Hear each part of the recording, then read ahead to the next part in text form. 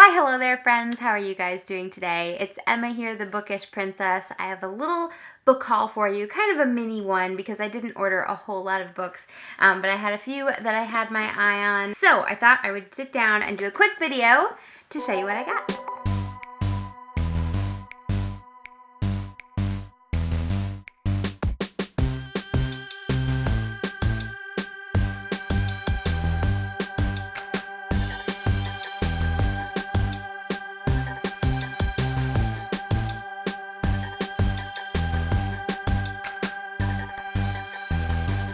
So if you've caught my monthly reading wrap-ups, you'll know that I have been reading and hugely enjoying Tolkien. I just started rereading Lord of the Rings last month. So my dad is a huge Lord of the Rings fan. My brothers all love Lord of the Rings. So it's not like there aren't any copies of Lord of the Rings in my house, but they're all like special copies. Like, you know, my brothers and my dad were willing to lend it to me, but they're like, well, you know, just be careful with this. So I was like, you know what? I think I should just get my own set of Lord of the Rings. So I went and looked at all the different ones available, and this was the one I ended up picking out. It's a box set. It does have The Hobbit there, Fellowship of the Ring, The Two Towers, and Return of the King. So it comes with a nice little case to put them all in. They are kind of, what is this, leather cloth bound, and they are pretty small, so they're good for traveling. The text in them is quite small, so if you don't like very small text, these probably aren't going to be the copies for you. I like though, like this is The Hobbit and they have different illustrations. I love this kind of cranberry, plummy, purpley red, and then the others are all sort of brown leaf tones. This one's gold, probably like the leaves and flowers in Lothlorien. So far actually I have finished Fellowship and The Two Towers. I am partway through Return of the King. I actually just started reading The Silmarillion, which is really fun. I think I'm going to put that down though while I finish the Return of the King. Also, this time I'm determined to actually read the appendices. There are so many appendices at the end that have like more stories and more information. This one I think does have some maps in it. Yeah, so again, the pages are kind of small, so you have to look closely, but it's nice that they are there. It's just exciting to have my own copy of these. I just think they're so beautiful. The colors of them are just look very Middle Earth tones. I don't know why I waited so long to reread these, because I read them a long time ago, but I think a lot of it kind of just went over my head, like all the lore, and I've never read the Silmarillion before, and there's just so much backstory. Tolkien didn't just create like one story, he created so many stories. So it's really kind of rewarding to, you know, dig deep into it because there's so much richness. Like it's cool in Lord of the Rings, there's this lost kingdom of Arnor and Numenor. Like they talk about that a lot. And when you sit down and you read the Silmarillion, you realize that Numenor isn't even remotely the only kingdom that's come and gone in all of the ages of Middle Earth. So yeah, I'm just hugely enjoying this and definitely excited to have it on my shelf. I'll probably have to reread The Hobbit too. This one I've had my eye on for a while. It's 8 Women of Faith by Michael A.G. Haykin. This I heard about from Mrs. Hembry Reads. So it is a nonfiction book about different women and their Christian faith.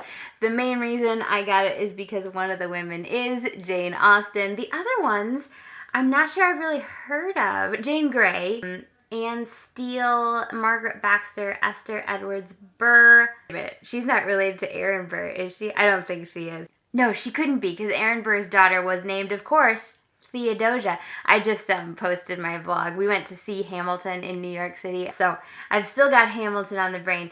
Anne Dutton, Anne Judson, Sarah Edwards, and of course Jane Austen. Yeah, I'm really looking forward to having a look at this and checking it out. It wasn't that expensive. It's thinner than what I expected. It sure sounds right up my alley.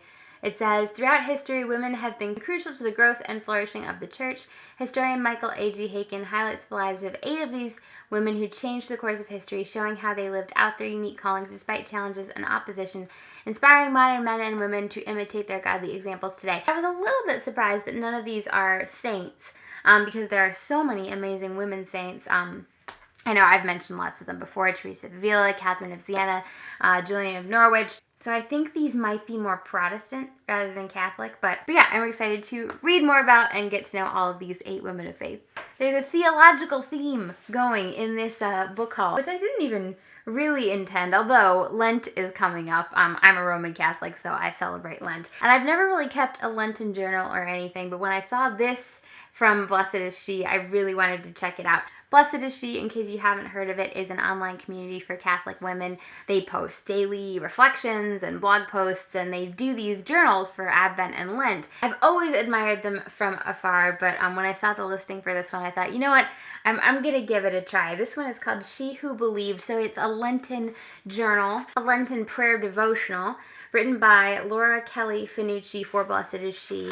So it has Bible readings, it has reflections, I think it also has like areas to respond and kind of journal and fill out. It's very Instagram-y with like the different cool quotes, kind of interesting graphic letters, and just beautiful cool fonts and lettering and that kind of thing. So basically the idea of this devotional is that it takes you through different women in scripture and kind of reflects on how they responded to God's call and what we can learn about that for our own lives. So like here they have Miriam, they have obviously Mary, Hagar, Martha, Eve.